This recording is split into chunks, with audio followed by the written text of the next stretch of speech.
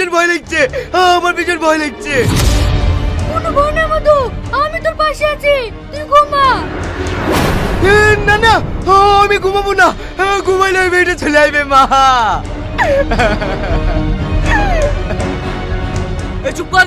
মেয়েটা কে রে? আর কেন এবার তোর স্বপ্নতে প্রতিদিন আসে? মেয়েটাকে তুই চিনিস?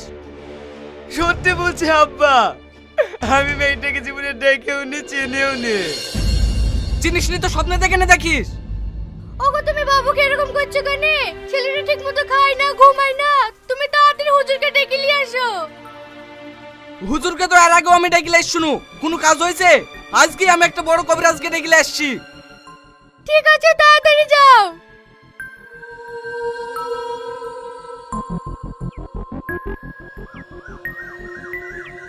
আমি যাতে প্রশ্ন করব সেটা তুই সঠিক সঠিক উত্তর দিবি।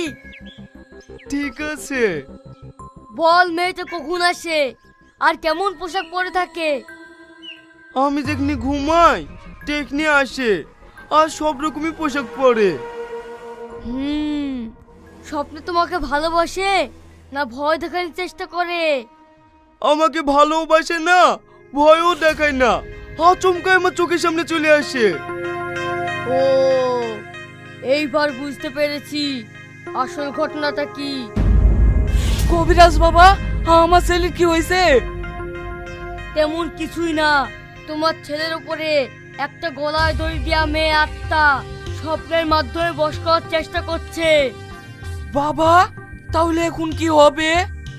এই বিশ্ব কবিরাজ থাকতে তোমাদের ভয়ের কোনো কারণ নাই। এই তাবিজটা দিচ্ছি, গলায় পরে নিবে, আর এই গাছটা ঘুমানোর আগে খাবে। ঠিক আছে কবিরাজ বাবা।